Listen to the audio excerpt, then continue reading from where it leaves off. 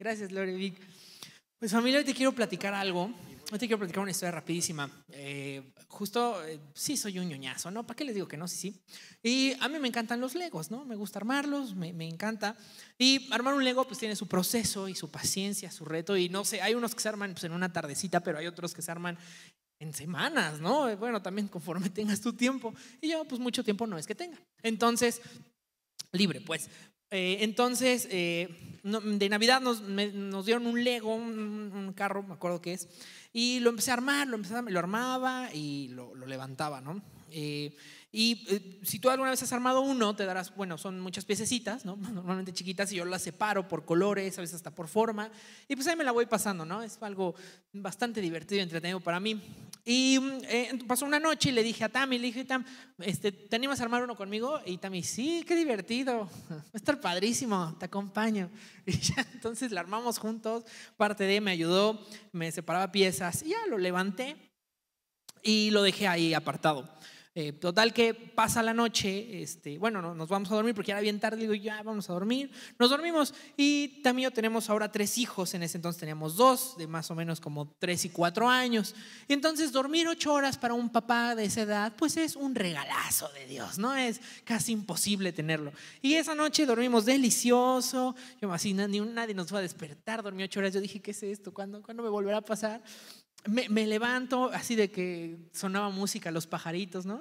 Me estiro y de repente escucho unas risitas. Ay, qué bello despertarte con la risa y la ilusión de unas criaturas bellísimas, ¿no? Y ya le digo, mi amor, no, tú descansa un poco más, yo me voy a levantar porque estoy muy de buenas, voy a ir a ver qué están haciendo los niños, jugando seguramente. Y cuando encuentro, están jugando con mi Lego. Y entonces se les hizo muy fácil decir, pues una parte tú y una parte yo para no pelearnos. Y entonces así me deshicieron el Lego, me deshicieron esa figurita y dije, no, qué injusto fue, porque le dije, oigan, no se pasen, no sean injustos, porque yo a ustedes les cuido sus juguetes, se los levanto, les compramos ropa, les damos comida, les damos todo, y ustedes no pueden ser buenos ni para cuidarme mi juguete. Estaba yo bien enojado, ¿no? Los regañé. Y después habló conmigo Dios y dijo, es más importante la relación con tus hijos que tu Lego, pero eso lo dejamos para después. Y entonces, básicamente, estaba yo bien enojado porque se me hizo una injusticia. Y ese sentir de injusticia es algo de lo que te quiero hablar hoy. Porque que te armes tu Lego y que te lo destruyan es una verdadera injusticia. De repente que dejes, te estás con tu plato y dejas el último pedazo, el que tú armaste, el que tú dijiste, este es el más rico, este tiene todo lo que quiero en una mordida. Y estás así y de repente, ¿me das? Y así, sí, mi amor, te lo hice a ti, ¿no? Otra pequeña injusticia. También de repente puedes sentirse injusto que Tami guarda su postre y entonces entro yo en el refri y digo, ¡ay, un postrecito! Alguien me lo guardó, ¿no? Y Tami dice, oye, no es que injusto, yo lo guardé, tú ya te habías comido el tuyo. Y esas cosas son un poco injustas, se sienten, pero también de repente que te roben algo por lo cual tú trabajas y llega alguien que no trabaja y te dice, dámelo, te lo roba, digas, el mejor de los sentidos, se me hace una verdadera injusticia, ¿no? Que te roben algo sin que sepas es una injusticia. Perder tu trabajo si no hiciste nada malo me parece también algo un poco injusto, ¿no? O de repente que tú te vas a dormir y en la mañana te despiertan para darte la noticia que perdiste a un ser amado. O enterarte de que tienes o alguien cercano a ti tiene una enfermedad complicada que se ve difícil de la noche a la mañana, te parece injusto. Y te quiero hacer esa pregunta. ¿Algo de lo que estás pasando hoy a ti se te hace justo? ¿O se te hace un poco injusto? Y confío yo en la soberanía de Dios, no me malentiendas. Pero quiero hablarte de justo ese sentir de injusticia que pasa en el momento de una tormenta, de un momento difícil, o también lo llamamos prueba. Y te quiero hablar hoy de 2 personajes que nos hablan de esta parte, que son Job y Pablo. Ahorita los vamos a poner aquí, a Job y a Pablo. Y dato curioso, yo apenas hemos pasado por una serie de pruebas, mi esposa y yo, otras un poco más personales, unas más cercanas a mi familia. Y entonces yo le decía a Tami, le dije, ¿sabes qué? Mi libro menos favorito es Job. Así, ya no me importa. Me dice Tami, ¿por qué? Pues la Biblia es perfecta, no le sobra ni le falta nada. Dije, sí, no, lo respeto, pero la verdad es que a mí esto de Job no me acaba de cuadrar, no me gusta. Se me hace tedioso y la prueba, lo leo, lo entiendo y rescato, pero no lo disfruto. Y entonces Dios me respondió bien buena onda y me cayó la boca enseñándome cosas increíbles de Job a través de algo más fácil para mí de leer, que es la historia de Pablo, el libro de Hechos. Uno de mis libros favoritos, porque es un libro incluso que se queda inconcluso porque nos deja abiertos a nosotros la historia. Entonces, hoy te quiero hablar de esos dos personajes y primero te los quiero presentar. De este lado tenemos a Job y de este lado tenemos a Pablo. Entonces, ¿quién es Job? Déjame leerte Job, el libro de Job, capítulo 1, 1, 2. Y déjame decirte algo rápido. El libro de Job pertenece a una serie de libros que se llaman libros sapiensales, o sea, libros como de sabiduría de Israel, y son Job, Proverbios y Eclesiastés. Entonces, si tú quieres un día, dices, me hace falta sabiduría, vete a esos 3 libros, incluyendo este de Job. Y Job 1, del 1 al 2 dice, había un hombre llamado Job que vivía en la tierra de Uz. Esto, antes de pasar, más o menos el tiempo se estima que Job vivió en la edad de los patriarcas, alrededor de 1500, 2000 y cacho años antes de que naciera Jesús. Entonces, bueno, estamos hace muchos años. Y dice, era un hombre intachable, de absoluta integridad, que tenía temor de Dios y se mantenía apartado del mal. Yo quiero ser como Job, ¿no? Está padrísimo. Y dice, tenía 7 hijos y 3 hijas, poseía 7000 ovejas, 3000 camellos, 500 yuntas de bueyes y 500 burras. También tenía muchos sirvientes. En realidad era la persona más rica de toda aquella región. Entonces Job era un hombre bendecidísimo, que tenía muchísimo. Digo, era un hombre intachable y de por sí eso ya es bastante envidiable, pero no solo eso, era la persona más rica de la región.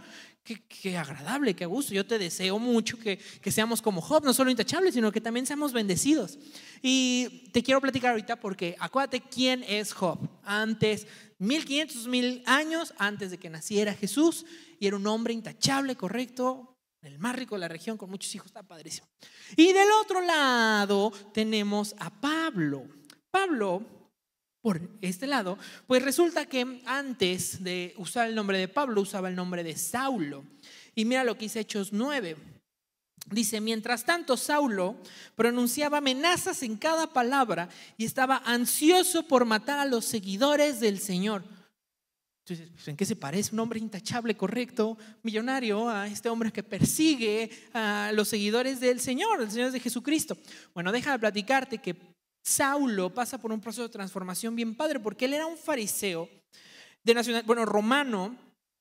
Y Saulo perseguía a los seguidores de Jesús porque él tenía este celo judío en el que decían, pero es que Jesús está hablando todo lo contrario a lo que los judíos estamos hablando. Claro que me enoja esa pasión por Dios, hay que matarlos. Ya matamos a Jesús, claro, resucitó y en eso confiamos tú y yo, que Jesús vive. Pero para ellos fue como, ya, terminamos con Jesús, vamos con sus seguidores, que esto termine aquí, que no pase. Sorpresa, triunfó. Jesús triunfó su palabra y seguimos hablando de él, qué padre. Pero Saulo pasa por una transformación en la que, mira, dice, te leo lo que dice Hechos 9, 4 y 6. Saulo cayó al suelo y oyó una voz que le decía, porque estaba caminando, imagínate que Saulo iba por unas cartas para que lo dejaran encarcelar a más seguidores de Cristo. Y entonces va caminando y Saulo cayó al suelo y oyó una voz que le decía, Saulo, Saulo, ¿por qué me persigues? Saulo dice, ¿quién me está hablando? ¿Quién eres, Señor? Preguntó Saulo. Yo soy Jesús a quien tú persigues, contestó la voz. Ahora levántate, entra en la ciudad y se te dirá lo que debes hacer. Saulo pasó por esta transformación, pasa por unos procesos incluso hasta físicos, pierde la vista, lo llevan, y tiene esta transformación donde Cristo se revela a él mismo y dice, todo lo que estaba haciendo estuvo mal, estaba del lado equivocado porque estaba persiguiendo a los seguidores de Cristo. Cristo vive. Y eso es suficiente. Y entonces se vuelve ahora un seguidor de Cristo. De perseguidor se vuelve ahora seguidor de Jesús. Pasa un tiempo con sus discípulos, con los demás discípulos, y él es bautizado. Recibe al Espíritu Santo y entonces se vuelve un alumno y un discípulo ejemplar de Jesús. Ahora tenemos estos dos personajes y dime en qué se parecen. Pues ahorita no se parecen en nada, pero te quiero preguntar, ¿tú con quién te identificas más? Si te identificas con Job, qué padre, qué bendecido, yo también me encantaría, y estoy camino a ser un hombre íntegro y correcto. Quiero cada día parecerme más a Jesús, pero honestamente me identifico más con Pablo. Y no porque yo esté con ansiedad y con este fervor de ir por los seguidores, ni lo tuve, pero sí me identifico más con alguien con una transformación, que está transformándose y Jesús se le reveló y ahora tengo una pasión por hablar de Jesús y me encanta. Y entonces, pero te pregunto, te pongo estos dos casos con muchos años de diferencia, porque si estamos hablando de estas como injusticias, de estas pruebas, te quiero decir, esto le pasa a cualquiera. No solo le pasan las cosas malas a las personas malas, sino todos somos probados y todos pasamos por estas tormentas. Ahora, la diferencia es en realidad cómo respondemos. Te quiero hablar de este segundo momento. Dividí la plática en 4 momentos, que el primero es justo esta presentación, la segunda es la prueba. Te quiero hablar de qué prueba pasaron o qué momento difícil pasaron cada uno. Ahora, Job, la historia de Job es muy interesante, es un libro poético. Es bien importante que entendamos esto. Es un libro lleno de poesía hebrea bien profunda, bien bonita, muy, muy, muy bonita en realidad. Y este libro dice que entonces estaba Dios sentado en su trono y Satanás se fue a darle el rol a la tierra y dijo, vamos a ver qué encuentras. Y se presenta con Dios, Satanás, y le dice a Dios, ¿tú qué estás haciendo? Y dice, vengo de darme la vuelta en la tierra. Y dice, cool, ¿ya viste a mi siervo Job? Es un hombre intachable y jamás ha hecho nada malo, nunca ha hablado en contra de mí. Y Satanás le dice, pues es que está bien fácil, así hasta yo, pues velo, tiene salud, tiene bendiciones, tiene dinero. No, hombre, así hasta yo me porto bien, ¿no? ¿A poco no lo has pensado? ¿O solo yo lo he pensado? Y entonces Dios le dice, mira, tienes razón, pero estás mal. Te voy a dar permiso de que le quites todo esto yo voy a permitir que se le ha quitado todos estos regalos que le he dado a Job, perdón, para que veas el verdadero corazón de Job. Y ahí empieza la prueba de Job. Podemos leerlo en los capítulos del 13 al 19. Y dice, un día cuando los hijos e hijas de Job celebraban en casa del hermano mayor, llegó un mensajero a casa de Job con las siguientes noticias. Señor, sus bueyes estaban arando y los burros comiendo al lado cuando los sabeos nos asaltaron. Robaron todos los animales y mataron a los trabajadores. Y yo soy el único que escapó para contárselos. Mientras este mensajero todavía no acababa, llegó con esta otra noticia. Otro mensajero dice, Señor, cayó del cielo fuego de Dios y calcinó a las ovejas y todos los pastores. Yo soy el único que escapó para contárselo. Todavía no acababa de hablar y llegó otro y diciéndole, 3 bandas de saqueadores caldeos robaron sus camellos y mataron a los sirvientes. Y yo soy el único que escapó para contárselo. Yo creo que hasta ahí dijo Job, ¿qué está pasando? ¿Por qué acabo de perder mis trabajadores, mis siervos, mis camellos, mis ovejas, todo? ¿Qué está pasando? Pues no terminó de hablar este mensajero. Y llegó otro con un mensaje que dijo, sus hijos e hijas estaban festejando en casa del hermano mayor. Y de pronto un fuerte viento del desierto llegó y azotó la casa por los 4 costados. Ahí yo puedo de verdad sentir este vacío, este frío en la panza de Job. La casa se vino abajo y todos ellos murieron. Yo soy el único que escapó para contárselo. Wow, qué prueba. Seguramente tú y yo nos podemos sentir identificados con que hemos perdido algo. Seguramente hemos perdido algún bien. Quizá has perdido tu empleo. Quizá han bajado las ventas de tu empresa. Quizá has perdido algo físico. También quizá hayas perdido a una persona amada. Y no solo eso, sino que Job responde bien. Ahorita te quiero hablar de la respuesta. Y Satanás llegó y dijo, oye, pues está muy fácil, pues es que tiene salud. Y él le dijo, no te preocupes, vamos también a quitársela y vas a ver cómo responde. Pues dice que justo tenía llagas en el cuerpo y perdió su salud. Entonces tenemos a un Job que se ve aquí muy feliz. Bueno, no se ve tan feliz, pero sí estaba feliz, te lo prometo.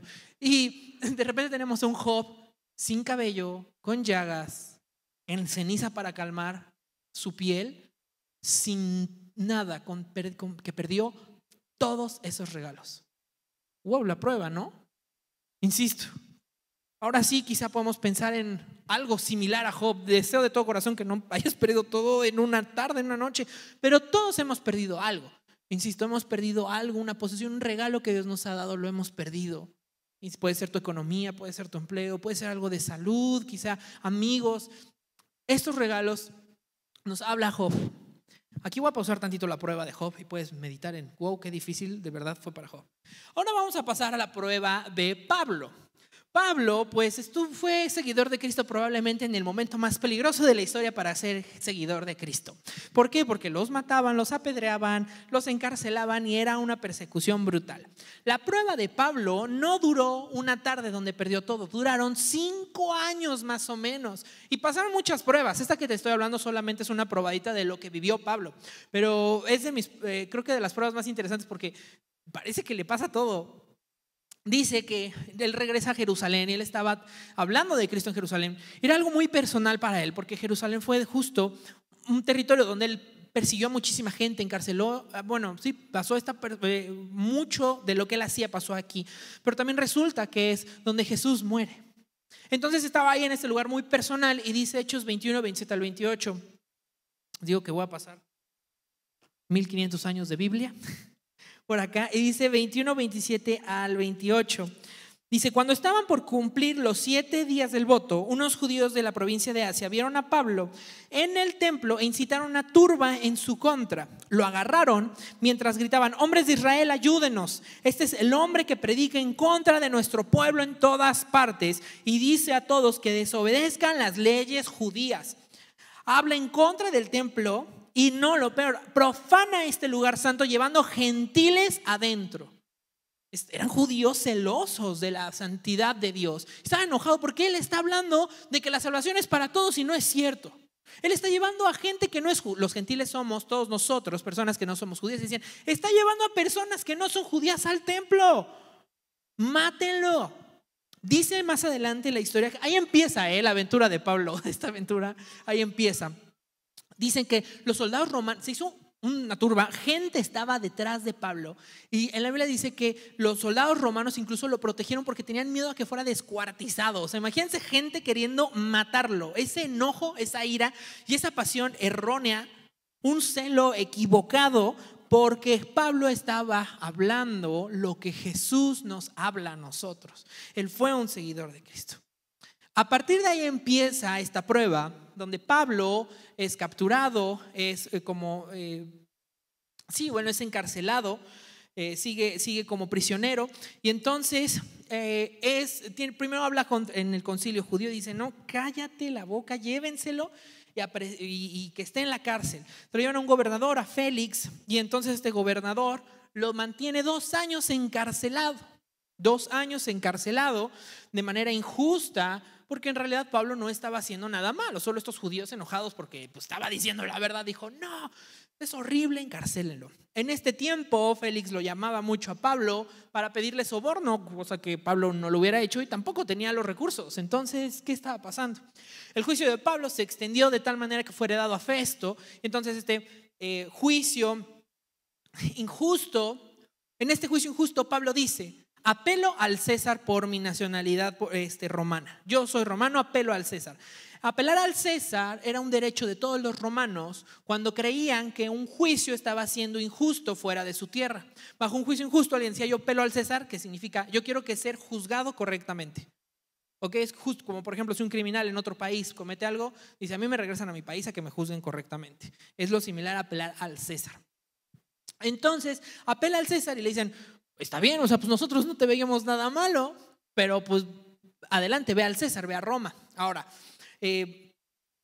va a Roma y entonces empieza otra parte porque se lo llevan en barco, es un viaje en barco y en este viaje empieza una tormenta donde el barco en el que viajaba se rompe, se deshace y naufraga Pablo con todos los demás prisioneros y guardias. Ve cómo los guardias están salvando, los marineros están salvando y entonces se rompe el barco y nadan hasta la orilla después de un naufragio. ¿Cuántos aquí hemos naufragado? Gracias a Dios que nadie alzó la mano. De verdad, qué bueno que no. Naufragar es algo complicadísimo. No es así como que, ay, me aviento al mar, ¿no? Y nado, no. Nadar contra olas, nadar en el mar es pesadísimo. Las probabilidades de sobrevivir en un naufragio son mínimas. Pues no fue a naufragar el pobre Pablo en esta prueba. Llega a la isla de Malta y entonces una noche ya llegan así después de naufragar, ¿no? Ya lo puedo imaginar así temblando como. Empiezan a hacer una fogatita. Y dice la Biblia justo que están prendiendo el fuego y va a poner un leñito más porque se les acabó la madera. Una serpiente lo muerde. Dices: no puede ser, no es posible. Sigue en calidad de prisionero, llega a Roma y pasa 2 años más en arresto domiciliario. O sea, parece de verdad como, ¿qué más le podemos pasar? ¿Qué más le hacemos a Pablo, no? Le está lloviendo sobre mojado. Y estas 2 pruebas son muy diferentes entre sí, pero también esa diferencia está interesante porque ¿con cuál quizá nos estamos empatizando más? Yo he perdido cosas, por supuesto, me han robado. Una vez me robaron mis 4 llantas llegando de trabajar, de ganármelas, me las robaron. Me han asaltado, seguramente, qué triste la inseguridad, y siento esta parte de pérdida. Y he perdido otras cosas que duelen un poquito más que unas llantas y un asalto. Pero también he pasado por estas pruebas. No sé si te sientes identificado con las pruebas de Pablo, que parece que me está lloviendo sobre mojado, ya párenle, ¿no? Es como, Dios, dale tus batallas a otro guerrero, ¿no? Claro que se siente, pero son un gran ejemplo de las pruebas que pasamos. Y sobre todo te quiero hablar de que las pruebas, ¿cómo respondemos? Vamos a ver el tercer momento, que es la respuesta de ambos personajes. Vamos a ver cómo responde Job.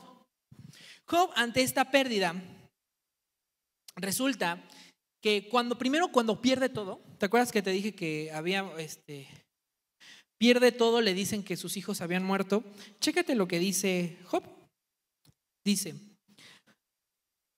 Job se levantó, rasgó su vestido en señal de dolor, era una señal de luto, y después se rasuró la cabeza, se postró en el suelo para adorar.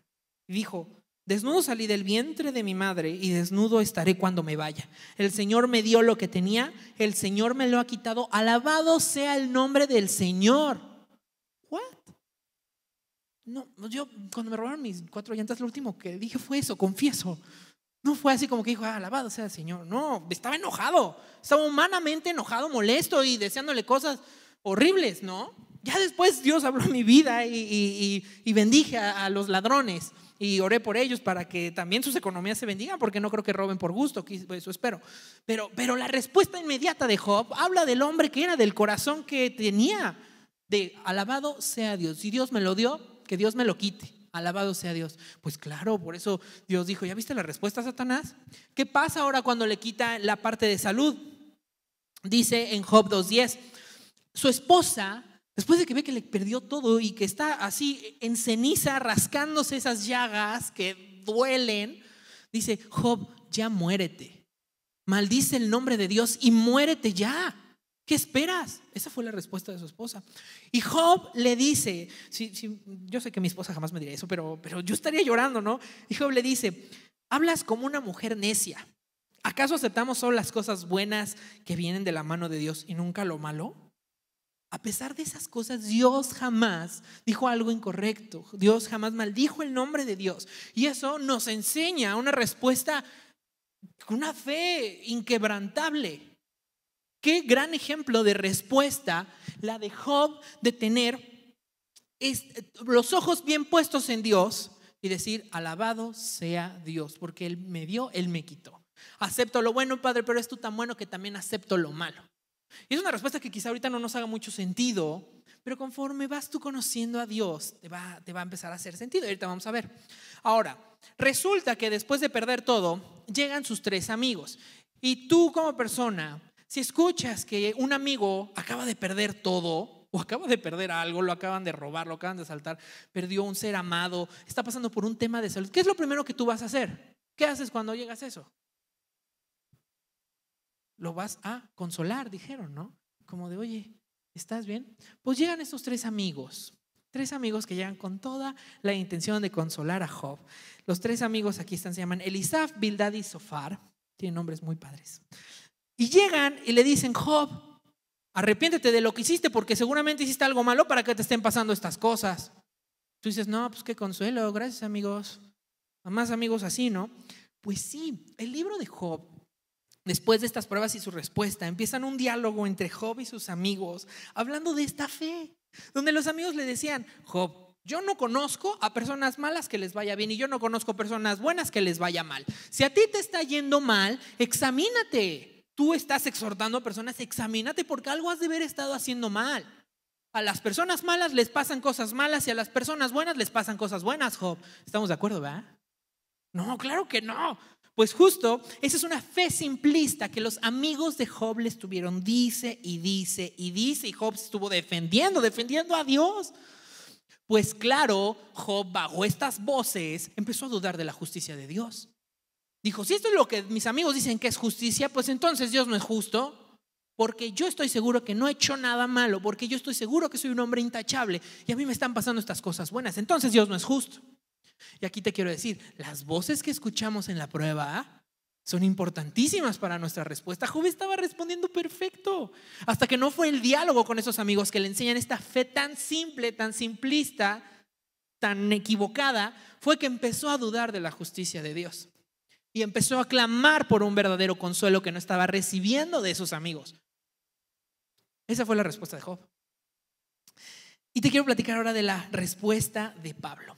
Pablo tuvo una respuesta padrísima, igual que Job, no estoy criticando. Las emociones de Job son muy humanas. Y Pablo también tuvo estas emociones muy humanas, pero tuvo una respuesta tantito diferente. Fue que Pablo aprovechó en cada momento difícil para hablar de Jesús. Así de fácil. En ese primer encarcelamiento, donde Félix lo tenía encarcelado para ganarse la aprobación del pueblo judío, o sea, un tema completamente político, no sé si les suena, un tema político, una injusticia por un tema político. Pablo hizo lo siguiente, en Hechos 24 dice: unos días después Félix regresó con su esposa Drusila, quien era judía, conocía de lo que hablaba Pablo. Mandó a llamar a Pablo y lo escucharon mientras les habló acerca de la fe de Cristo Jesús. Estaba hablando en un momento de encarcelamiento y ante sus acusadores, y él estaba hablando de Jesús. Pablo tuvo la respuesta como si ahorita alguien es encarcelado injustamente y en la cárcel, en vez de pasar pensando cómo me salgo, cómo demuestro mi justicia, dice: pues aquí hay muchas almas que necesitan escuchar de Jesús, ahí les voy. Wow, la respuesta también de Pablo, ¿no? Y no solo eso, en el barco, ¿te acuerdas que fue en un barco donde naufragó? En ese barco animó muchísimo a los marineros y a los otros prisioneros, diciéndoles: Dios me dijo que no nos va a pasar nada, mejor aliméntense, esténse tranquilos para que cuando naufraguemos lleguemos todos sanos y salvos. Es lo que Dios me ha dicho. Partió el pan y oró en el barco, en medio de una tormenta con demás prisioneros y los mismos acusadores. Llega en la isla de Malta donde naufraga y resulta que alguien se acerca con él y dice: Pablo, hay un enfermo, y va y lo sana en el nombre de Cristo Jesús. En los 2 años que pasa en arresto domiciliario, Pablo escribe cartas a otras iglesias, conocemos como cartas paulinas, que resultan ser libros de la Biblia. Pablo en esta prueba escribió parte de la Biblia hablando de Jesús. Tú dime si no fue una respuesta impresionante. En diferentes cartas, Pablo habla de sus emociones. O sea, no solo cuenta, sino también Pablo menciona una espina en su corazón que muchos autores creen y piensan que pudiera ser también un momento de ansiedad. Ambos personajes experimentaron emociones humanas, pero ambos personajes respondieron bien porque tenían bien clarito dónde estaban sus ojos. La duda entró a partir de una voz externa de unos amigos que tenían una fe simplista, pero Pablo había escuchado algo antes. Antes de ser encarcelado por Félix, Pablo escuchó esto en Hechos 23, dice: entonces, esta noche el Señor se le apareció a Pablo una noche antes y le dijo: Pablo, ten ánimo, así como has sido mi testigo aquí en Jerusalén, también deberás predicar la buena noticia en Roma. Pablo escuchó la voz de Jesús en su prueba. Esa fue una diferencia abismal. Y familia, déjame decirte algo: escuchar voces externas es facilísimo. Escuchar voces con fe simplistas, equivocadas, malas doctrinas, es súper sencillo afuera encontrarlas. Pero escuchar la voz de Jesús es un reto un poquito más grande. Si estás en una prueba, yo te animo a que vengas y renueves fuerzas en la iglesia, en tu grupo Paz. Ahí vas a encontrar amigos que sí conocen una verdadera fe, que sí conocen a Jesús, y ellos no te van a decir lo que Jesús te está hablando. Ellos te van a enseñar y te van a llevar a escuchar tú la voz de Dios. Te van a llevar a escuchar esa motivación que Pablo tuvo y le dijo: Pablo, ten ánimo, vas a predicar la buena noticia en Roma. ¿Sabes por qué era Roma tan importante? Porque resulta que Roma era el imperio más grande y poderoso del mundo en ese entonces. Roma se estaba construyendo un imperio enorme a base de poder, de abuso, de un emperador, cuando Pablo se le había sido llamado a tener un momento, a predicar la buena palabra y construir un reino completamente diferente en el mismo centro de expansión del mundo. La palabra estaba diseñada para ser llevada a los últimos rincones de la tierra, y Pablo, y este reto donde se cae de un barco, donde lo muerde una serpiente, donde es encarcelado, donde es juzgado injustamente, es el camino para que Pablo siembre la semilla del reino en el imperio más poderoso del mundo.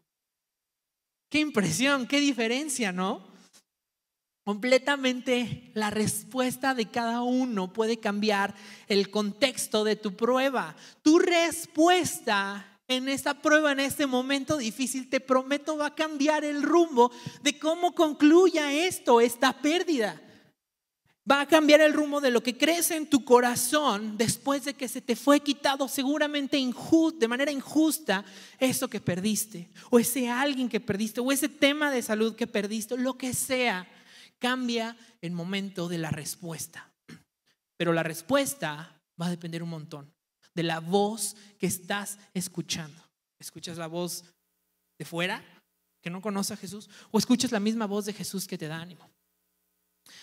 Y vamos a llegar al último momento de estas pruebas, que es la restauración. Porque ¿qué te cuento? Dios es un Dios muy bueno y no se queda así como de bueno, ya quedo acá. No, Dios después de la prueba te va a restaurar. Y déjame decirte lo que recibió Job. Job anhelaba este consuelo de sus amigos que nunca le dieron, y sin embargo Job recibe el consuelo que tanto esperaba a través de Dios. Dios se le presentó en una tormenta y le empieza a hablar a Job y le dice: Job, ¿tú acaso controlas la mañana? Y Job: no, yo no. Job, ¿tú sabes cuánto mide más o menos la tierra? ¿Tú sabes de dónde nacen los mares? ¿Tú tienes el universo en tus manos? Dios se revela su grandeza en unos poemas impresionantes. Son los poemas que más exaltan la grandeza de Dios en la Biblia. Léelos, te animo a leerlos a partir del capítulo 38 en Job. Son unos poemas padrísimos donde dices: wow, qué bonito recuerdo de quién es mi Dios.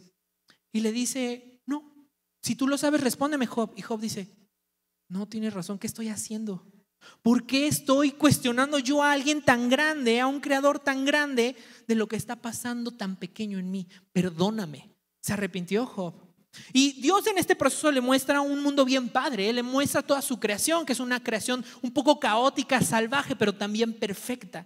Él dice: Job, lo que pasa en este mundo es de este mundo, y ve cómo es esta creación, pero yo tengo control de lo que te está pasando. Y Job dijo: perdóname por pensar en esta injusticia. ¿Y saben qué hizo? Ya. Dios es muy grande, no sé por qué lo estoy cuestionando. Dios tiene todo en control, no sé por qué lo estoy cuestionando. No soy malo. Qué bonito consuelo. Recibe ese consuelo que solo los amigos necesitaban decirles, como: no estás haciendo nada mal, no eres malo, Dios no te quiere menos, Dios te ama igual o más. Esto solo es una prueba para algo más grande. Y era lo que necesitaba escuchar Job, y Job lo escucha directo de Dios. Y Dios no solo eso, restaura primero lo más importante, que es su corazón, pero Dios es un Dios bien generoso.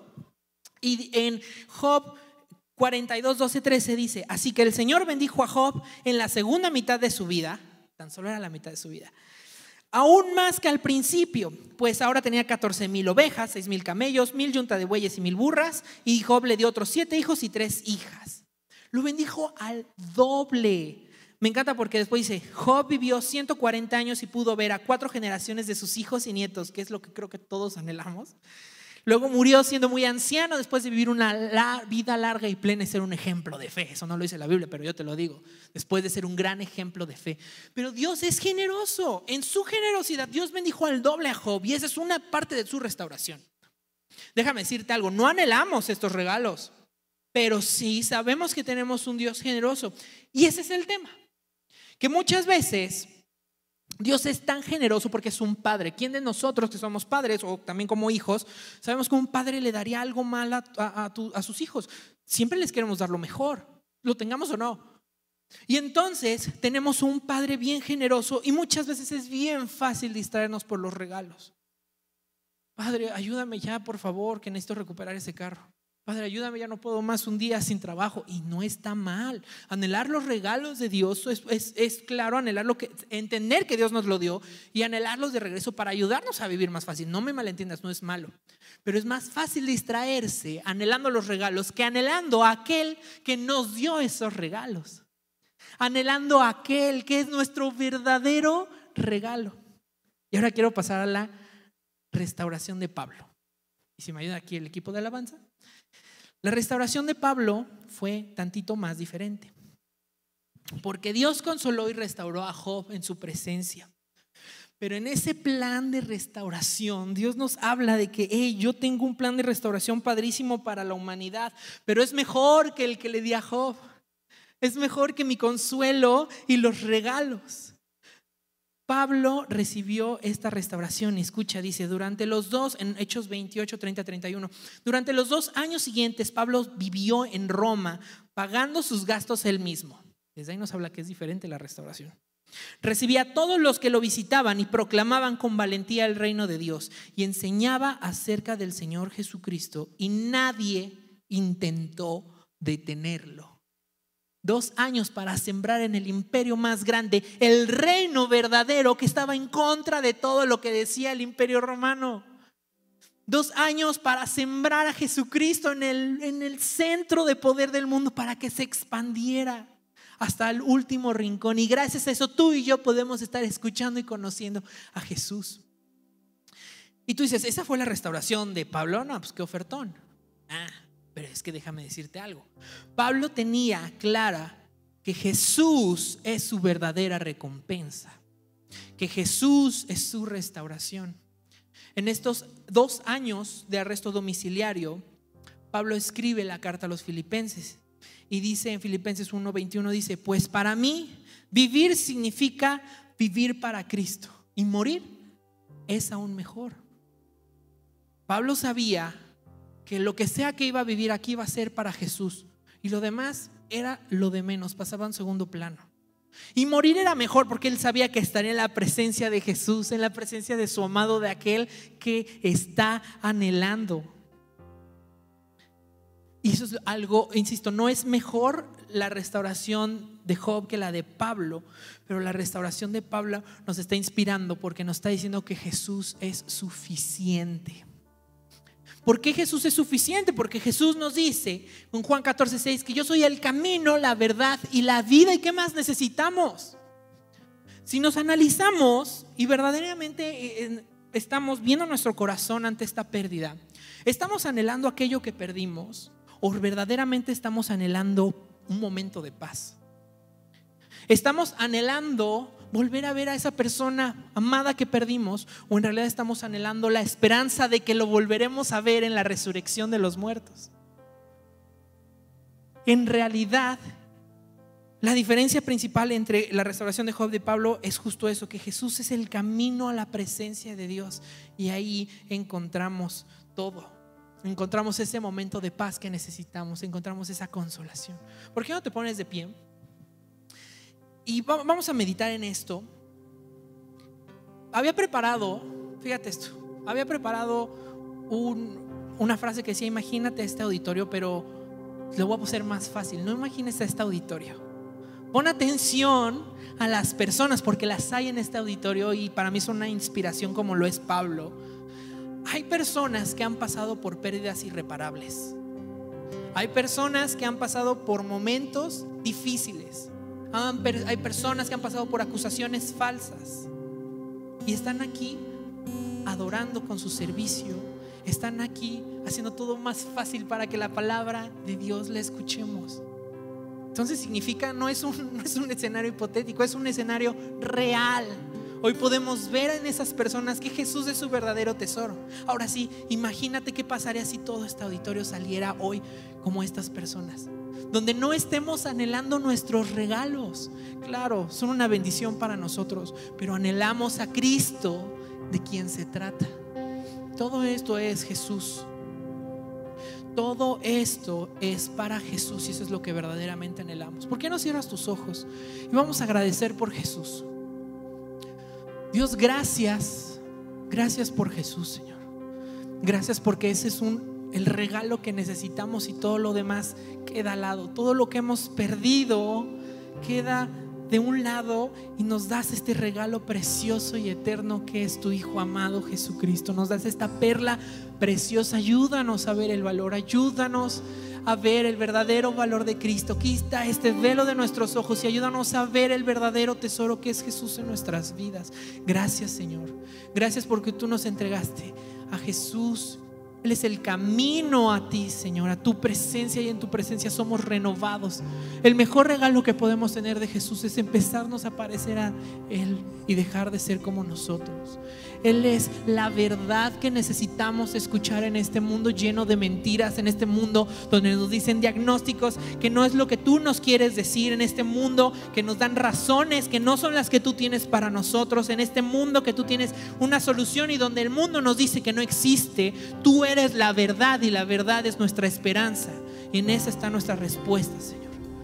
Y Señor, tú eres Jesús es nuestra vida, Padre. Anhelamos esta vida eterna que tú nos ofreces y que tú nos das, Padre. Gracias por Jesús. Danos a Jesús, Padre.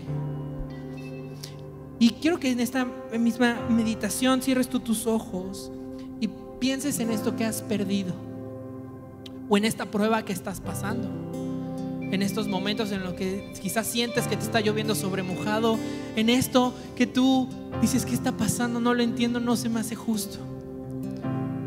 Y te lo digo no para recordarlo, sino porque vamos a entregarlo a Dios.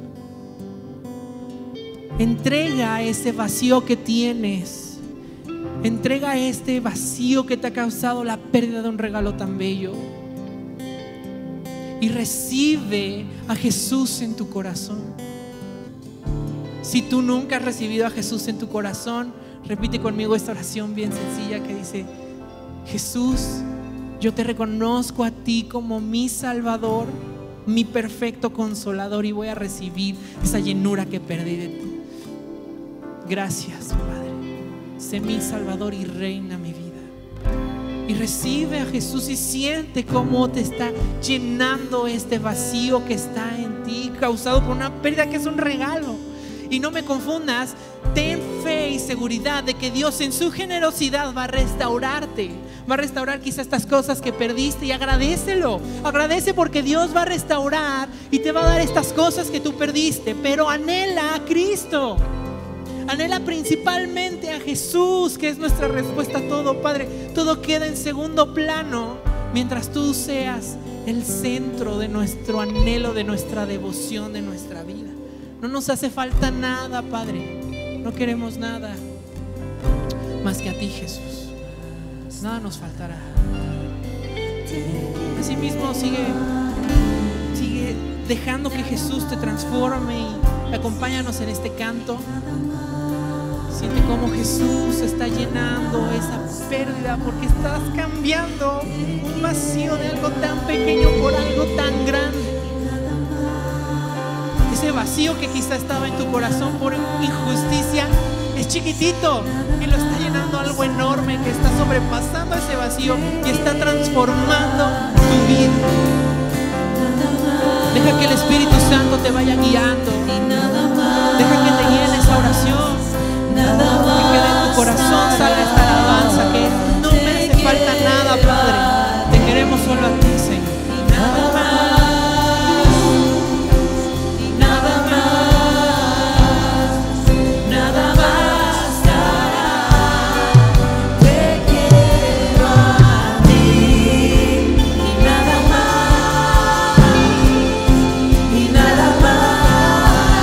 Eso que perdiste, eso que te hicieron y que crees que no tiene restauración, hoy en el nombre de Cristo Jesús tiene esta restauración.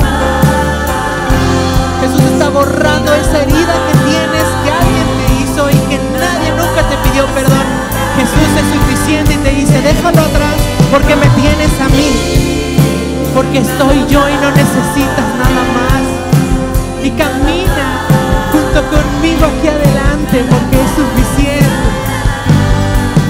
Te quiero a ti, y nada más, y nada más, nada bastará.